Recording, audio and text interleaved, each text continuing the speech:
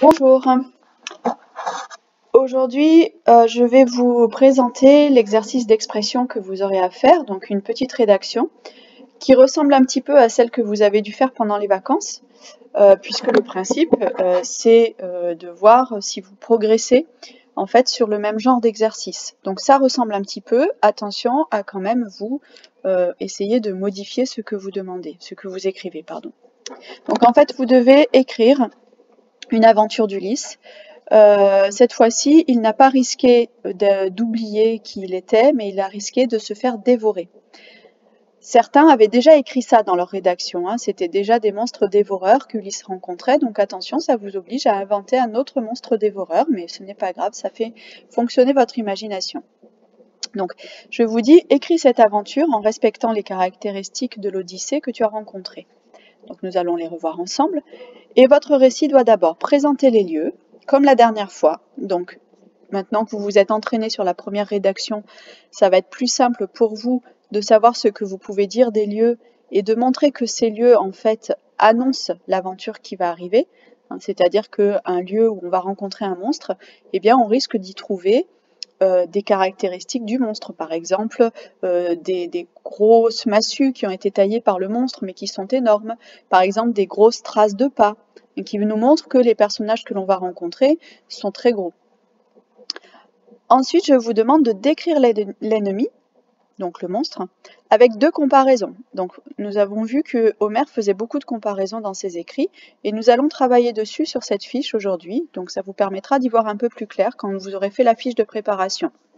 Ensuite, il doit y avoir un combat, avec une comparaison cette fois-ci, puis la victoire d'Ulysse et son départ. Donc ça, vous êtes habitués. Pour cela, vous devez donc utiliser la fiche de vocabulaire de la dernière fois. Vous pouvez très bien reprendre cette fiche-là, puisqu'on avait vu pas mal de vocabulaire qui peut vous servir encore. Ça vous oblige à le réviser. Et ne pas oublier les épithètes homériques, comme nous l'avons travaillé également la dernière fois. Donc je vous renverrai peut-être d'ailleurs cette fiche de vocabulaire pour ceux qui ne savent pas trop ce qu'ils en ont fait dans leur ordinateur. Et ensuite, nous allons travailler sur les comparaisons.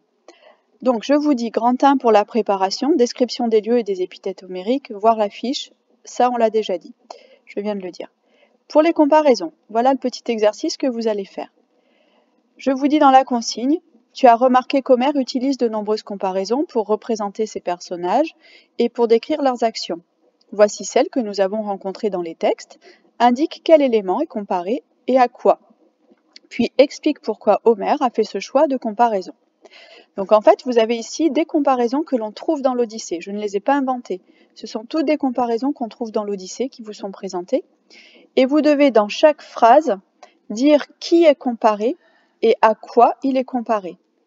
Moi, je vous conseille de faire un tableau sur votre cahier. Je vais faire le tableau avec vous en dessous pour vous montrer, mais ce sera le plus simple. Donc, par exemple ici, vous allez dresser un tableau comme ça, sur votre cahier, vous le dessinez, et là vous mettez objet ou personne comparée, pardon, et là vous mettez ce à quoi on compare, et entre parenthèses ça s'appelle le comparant. Et vous mettez ici, vous remplissez le tableau. Je vais faire le premier exemple avec vous. Les lestrigons percent mes guerriers comme de faibles poissons. Ce qui est comparé, ce sont les lestrigons. Et à quoi ils sont comparés? Ils sont comparés à de faibles poissons.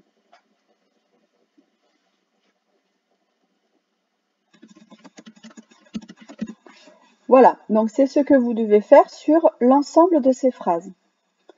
Ensuite, dernier exercice que je vous propose, termine les 3 phrases en proposant une comparaison. C'est donc à vous d'inventer la comparaison cette fois-ci. Alors j'ai mis 3 phrases, en fait il y en a 5, 4, mais peu importe. Le monstre, je vais le changer tout de suite.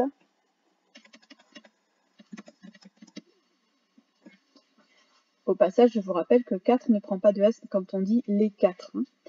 Le monstre lançait des hurlements semblables et là vous devez trouver à quoi comparer ces hurlements. Donc comme bien sûr ce sont des hurlements de monstres, on va essayer de trouver quelque chose qui montre que on entendait ces bruits de très loin. Donc ça peut être au bruit d'un animal, au bruit de quelque chose qui s'effondre, au bruit d'un phénomène météorologique, ça c'est vous qui voyez.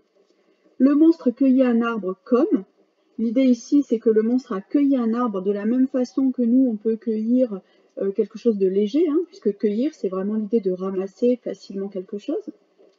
Mes compagnons tombaient pareil à, donc ici c'est l'image des compagnons qui tombent sous les coups du monstre et à quoi on peut les comparer, à quoi on peut comparer cette fragilité.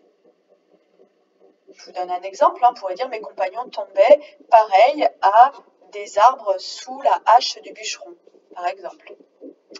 Et comme quelque chose, le monstre préparait son piège, donc ici on insiste sur le fait que le monstre est méchant et qu'il réfléchit à provoquer la mort ou la blessure de ses ennemis, donc à quoi est-ce qu'on peut le comparer. Voilà, je vous laisse faire cet exercice et je vous enverrai comme d'habitude une vidéo de correction et puis une correction écrite également. N'hésitez pas à me poser des questions si vous en avez et nous pourrons aussi travailler un petit peu sur vos idées lorsque nous attaquerons le sujet. Mais pour l'instant, vous vous contentez de faire cette fiche de préparation et nous parlerons du reste ensuite. Sur votre cahier, vous écrivez bien en titre « Préparation de l'exercice d'expression ». Vous recopiez ce sujet. D'accord, c'est un petit peu long, mais je pense quand même que vous avez le temps de le faire. Et ensuite, eh bien, vous faites l'exercice en faisant le tableau que je vous ai donné. Et là, vous copiez les phrases. De toute façon, tout ça, je vais vous l'indiquer sur une feuille de route. Bon courage!